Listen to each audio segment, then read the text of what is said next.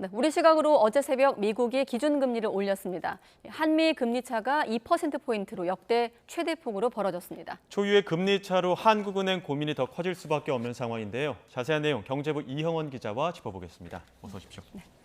자, 먼저 미국이 금리를 다시 올렸죠. 네, 미국이 기준금리를 0.25%포인트 올렸습니다. 지난달 한 차례 동결했었는데 다시 인상한 겁니다. 미 연방준비제도는 연방공개시장위원회 FOMC에서 기준금리를 만장일치로 인상했습니다. 상당 기준금리가 5.5%로 오르면서 22년 만에 최고 수준이 됐습니다. 지난해 3월 이후 1년 4개월 동안 금리가 5.25%포인트 수직 상승한 겁니다. 사실 이번 결정은 시장 예상과 다르지 않습니다. 지난달 연준이 금리를 동결하면서 앞으로 인상 여지를 강하게 내비쳤기 때문인데요. 금리 인상은 상수였고 한 차례에 그칠지 두 차례가 될지 인상 횟수가 변수로 꼽혔던 겁니다. 올해 추가 인상 여지도 있는 겁니까? 네, 추가 인상 가능성을 배제할 수 없습니다. 연준이 추가 금리 인상과 동결 가능성을 모두 열어뒀기 때문인데요. 제롬 파월 연준 의장은 추가 금리 인상 여부에 대해 데이터에 달려 있다고 강조했습니다. 오는 9월 FOMC 회의까지 두 번의 일자리 지표와 소비자 물가 지수인 CPI 등을 추가로 입수하게 된다며 이런 데이터의 근거를 두고 9월에 다시 금리를 인상하거나 유지할 수 있다고 밝힌 겁니다. 지난달 미국 CPI가 3% 오르며 재작년 3월 이후 최저치로 떨어지긴 했지만 근원 인플레이션은 여전히 높다는 점도 변수입니다. 미 연준이 목표로 하는 물가 상승률 2%까지는 갈 길이 멀기 때문입니다. 이런 가운데 밤사이에 발표된 미국의 GDP 증가율이 시장 예상치를 웃돌면서 경기 침체 우려를 덜어낸 점도 주목됩니다. 11차례 이어진 금리 인상에도 여전히 경제가 탄탄한 걸로 나타나면서 일각에선 연준이 추가 금리 인상에 나설 수 있다는 전망도 나왔는데요.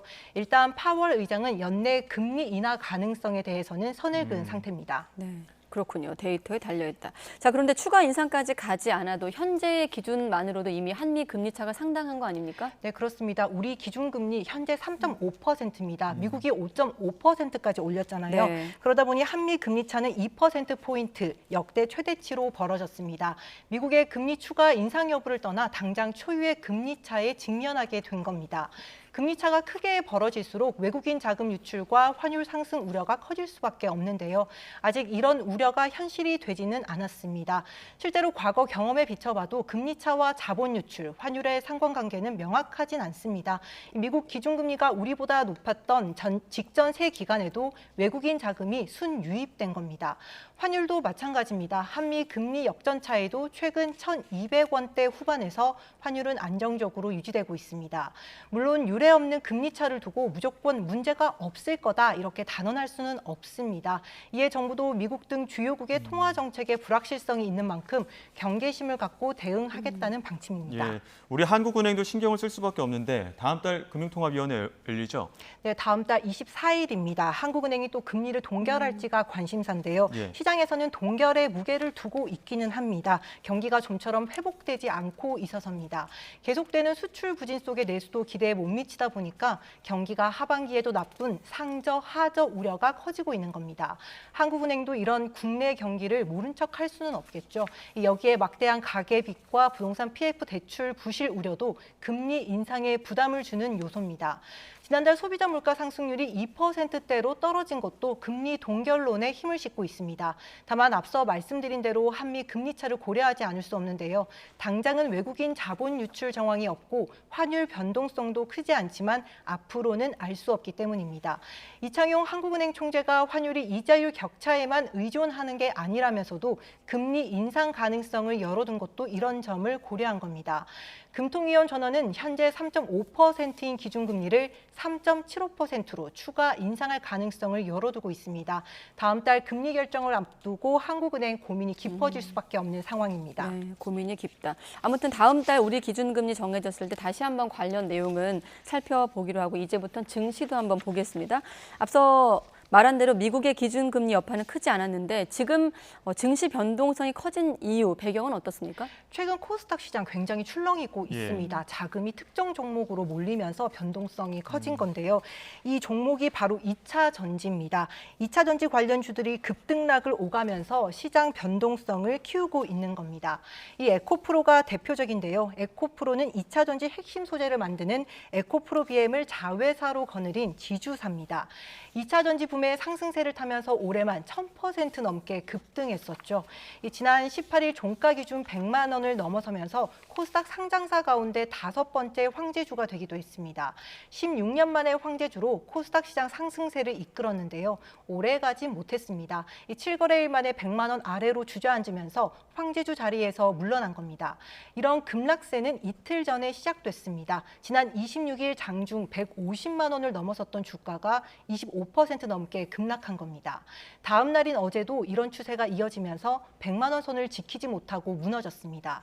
주가 급락으로 에코프로와 에코프로 BM의 시가총액은 하루 만에 14조 원이 증발했습니다. 코스닥 시총 상위 2개 종목이 급락하면서 코스닥 지수도 출렁였는데요. 어제까지 이틀째 하락하면서 880원대로 마감했습니다. 다만 오늘은 에코프로가 반등했는데요. 이 100만 원대를 오가다가 종가 기준으로는 110만 원 선까지 올랐습니다. 이에 따라 코스닥도 900선을 다시 회복했습니다. 네, 그야말로 널뛰기를 하고 있는 건데 이유가 있습니까?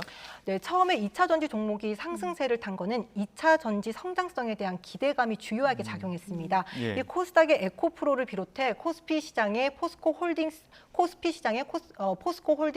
포스코 퓨처엠 등이 모두 올랐던 것도 이런 기대감 때문이었는데요. 다만 엄청나게 상승폭이 커진 것을 두고는 전문가들이 경계할 필요가 있다고 우려하긴 했습니다. 이 기업 실적이나 해당 기업의 기초 체력을 말하는 펀더멘털로는 설명하기 힘들 정도로 주가가 너무 올랐다고 본 건데요. 특히 에코프로의 경우 증권가에서 적정 주가로 평가한 금액이 40만 원대였습니다. 주가가 얼마나 고평가돼 있는지 알 수 있는 지표인 주가 수익 비율도 900을 넘었습니다. 그만큼 과열 양상을 띈 건데 전문가들은 이런 현상의 배경으로 밈 주식화를 꼽았습니다. 입소문을 타고 가격에 베팅하는 투자자가 늘면서 기업 실적과 무관하게 주가가 급등하는 현상을 말하는데요. 코로나 기간을 거치면서 쌓인 여유 자금이 특정 종목으로 쏠리면서 논리적으로 설명할 수 없는 주가 급등세를 불러왔다는 겁니다. 이런 상황에서 차익 실현에 나서는 매물이 늘다 보면 한 번에 주가가 급락할 수밖에 없겠죠. 이 투자에 신중할 필요가 있다고 전문가들이 잇따라 조언했던 이유기도 합니다.